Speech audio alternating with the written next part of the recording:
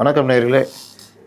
முற்றிலும் வித்தியாசமான ஒரு தேர்தல் களமாக இந்த களம் இருக்கிறது. யாரும் கணிக்க முடியாத ஒரு களம் அப்படின்னு நம்ம ஏற்கனவே பேசிகிட்டு இருந்தோம். இதில் நம்ம சொன்னது தாவேகா பெரிய அளவில் வாக்குகள் வாங்குவாங்க. அவங்க திமுகவுடைய வாக்குகளை பிரிப்பார்கள். அதனுடைய ஆதாயம் அதிமுக என்டிஏ கூட்டணிக்கு அமையும் அப்படின்ற மாதிரி நம்ம சொல்லியிருந்தோம். பெரிய அளவில் வாக்குகள் வாங்கினாலும் அது சீட்டுகளாக மாறாது அப்படின்ற மாதிரி நம்ம சொல்லியிருந்தோம். பலருடைய கணிப்பும் அப்படி தான் இருந்தது. ஆனால் எல்லா கணிப்புகளையும் பொய்யாக்கி தாவேகா பல இடங்களில் முதல் சுற்றில் முன்னிலையில் இருக்கிறாங்க. குறிப்பாக நம்ம சொன்னது நகர்ப்புறங்கள் ப்ளஸ் சென்னை தாவேகா கடுமையான ஒரு பாதிப்பை ஏற்படுத்துவார்கள் அப்படின்னு சொன்னோம். பாதிப்பையும் தாண்டி சீட்டுகளுடைய எண்ணிக்கையும் அவங்க உயர்த்திக்கிட்டு இருக்கிறாங்க அப்படின்ற மாதிரி தான் பார்க்கலாம். முடிவுகள் கிட்டத்தட்ட வேறு கொஞ்சம் மாறி வந்துக்கிட்டு இருக்கிற மாதிரி இருக்குது. தாவேகா அதிமுக 3வது இடத்துல திமுக அப்படின்ற மாதிரி போய்கிட்டு இருக்குது. இன்னும் பல சுற்றுகள் இருக்குது. கிட்டத்தட்ட 12-13 சுற்றுகள் வரைக்கும் இருக்குது. அதனால் முடிவுகள் இப்போ வர்ற முதல் ரவுண்டு இது எல்லாமே இதுதான் இறுதி அப்படின்னும் சொல்லிட முடியாது. ஆனால் பல இடங்களில் நீங்கள் பார்த்தீங்கன்னா திமுக நம்ம ஏற்கனவே சொன்னோம், ஆட்சி தொடராது, ஆட்சி இழப்பார்கள், பல அமைச்சர்கள் தோல்வி அடைவார்கள் அப்படிலாம் சொன்னோம். பார்த்தீங்கன்னா அது முதலமைச்சர் துணை முதலமைச்சர் வரைக்கும் பின்னடைவு முதல் ரவுண்டில் அப்படின்ற மாதிரிலாம் போய்கிட்டு இருக்குது. ஆனால் இதெல்லாம் இருக்கும், இப்படி தான் இருக்கும் அப்படின்றதெல்லாம் இல்லை. அடுத்தடுத்த சுற்றுகள் இருக்குது. அதில் பின்னடைவில் இருப்பவர்கள் முன்னாடி வருவாங்க, முன்னாடி இருக்கவங்க பின்னாடி போவாங்க. இதற்கு மிக சிறந்த உதாரணம் சத்தீஸ்கரை சொல்லலாம். சத்தீஸ்கரில் முதல் ரவுண்டு ஒரு 4-5 ரவுண்டு காங்கிரஸ் முன்னிலையில் அப்புறம் பின்னாடி போன வரலாறுகள்லாம் உண்டு. அதனால் இந்த சுற்றை வச்சுக்கிட்டு நம்ம முடிவு பண்ண முடியாது. ஆனாலும் தாவேகா பலருடைய கணிப்புகளையும் மீறி அவர்கள் முன்னிலையில் இருக்கிறத பார்க்குறோம். அதே மாதிரி அதிமுகவும் முன்னிலையில் இருக்குது. ஆனால் முதல் 1 மணி நேரம் இதில் பார்த்தீங்கன்னா தற்போதைய தேர்தல் ஆணையத்துடைய அதிகாரப்பூர்வமான கணிப்பில் முன்னிலையில் இருக்கிறதுன்னு பார்த்தீங்கன்னா அதிமுக 40 தொகுதிகளும் தாவேகா 38 தொகுதிகளிலும் திமுக 22 தொகுதிகள்லையும் முன்னிலையில் இருக்கிறாங்க. புதிய தமிழகம் ஒரு தொகுதியிலையும் முன்னிலையில் இருக்கிறத பார்க்குறோம். மொத்தம் 102 தொகுதிகள் முன்னிலை நிலவரம் வந்திருக்கு. அதில் இந்த மாதிரி வருது. அப்படி இந்த மாதிரி பார்க்க போனால் இந்த முடிவு ஒருவேளை இதே மாதிரி தொடருது அப்படின்னு பார்த்தீங்கன்னா யாருக்கும் பெரும்பான்மை இல்லாத ஒரு நிலை உருவாகலாம். நம்ம ஏற்கனவே சொன்னோம், தாவேகா அதிமுகலாம் ஒரு தனியாக பேசியிருக்காங்கன்னு. அது என்ன மறுபடியும் ஆரம்பிச்சிட்டிங்களா அப்படின்ற மாதிரி நேற்று கூட ஒருத்தர் கமெண்ட் போட்டிருந்தார். அதை நோக்கி தானே நகரம்.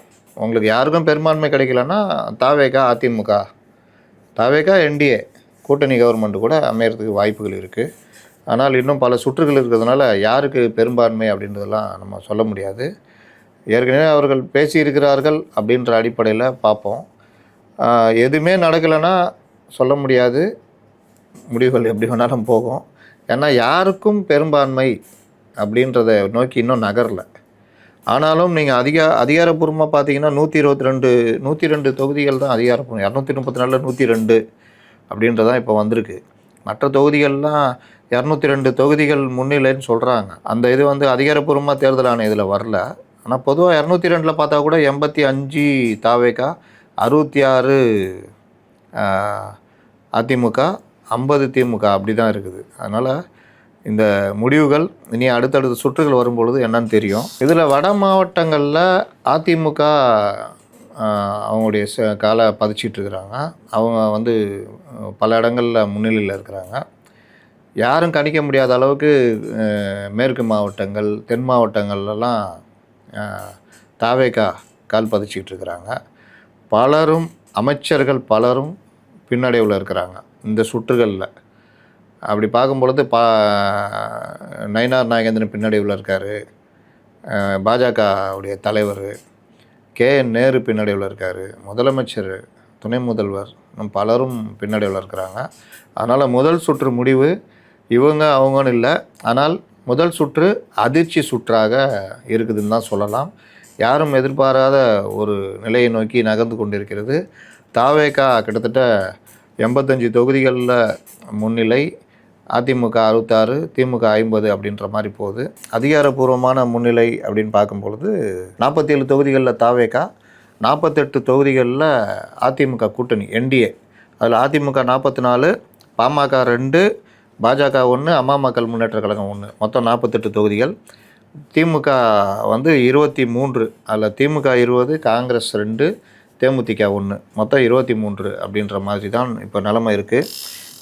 இந்த இது வந்து இதே மாதிரி அப்படியே போனாங்கன்னா ஒரு தொங்கு சட்டசபை தான் உருவாகும். அந்த தொங்கு சட்டசபையில் தாவேகாவும் என்டிஏவும் பேசி வைத்து கூட்டணி மந்திரி சபை அமைத்தால் ஒரு மந்திரி சபை ஃபார்ம் ஆகும். இல்லை யாருமே முடியாது அப்படின்ட்டாங்கன்னா அந்த முடிவு எப்படி எதை நோக்கி நகரும்னு நம்ம சொல்ல முடியாது. அதனால் பொறுத்திருந்து பார்ப்போம். முதல் சுற்றில் ஒரு வித்தியாசமான சுற்றாக இருக்குது. இந்த சுற்று தான் இறுதி, இப்படி தான் வரும் அப்படிலாம் கிடையாது. முன்னிலை பின்னிலை ஆகலாம், பின்னிலை முன்னிலை ஆகலாம். அதனால் பாரம்பரியமான அதிமுகவுடைய இடங்கள் மற்ற விஷயங்கள்லாம் இன்னும் வரல, அதெல்லாம் வேறு இருக்குது. அதனால் போக போக நகர்ப்புறங்களில் தாவேகா திமுகவுக்கு ஒரு பலத்த சேதத்தை கொடுத்துருக்கிறது. தாவேகாவுடைய வளர்ச்சி திமுகவுடைய ஒரு வீழ்ச்சியை நோக்கி தள்ளுகிற ஏற்பாடாக முதல் சுற்றை பார்க்குறோம். அடுத்தடுத்த சுற்றுகளில் நம்ம பார்ப்போம். இந்த சுற்றை வச்சு பார்க்கும் பொழுது யாருக்கும் பெரும்பான்மை இல்லாத ஒரு நிலை தான் வரும் அப்படின்னு தெரியுது. பார்ப்போம்.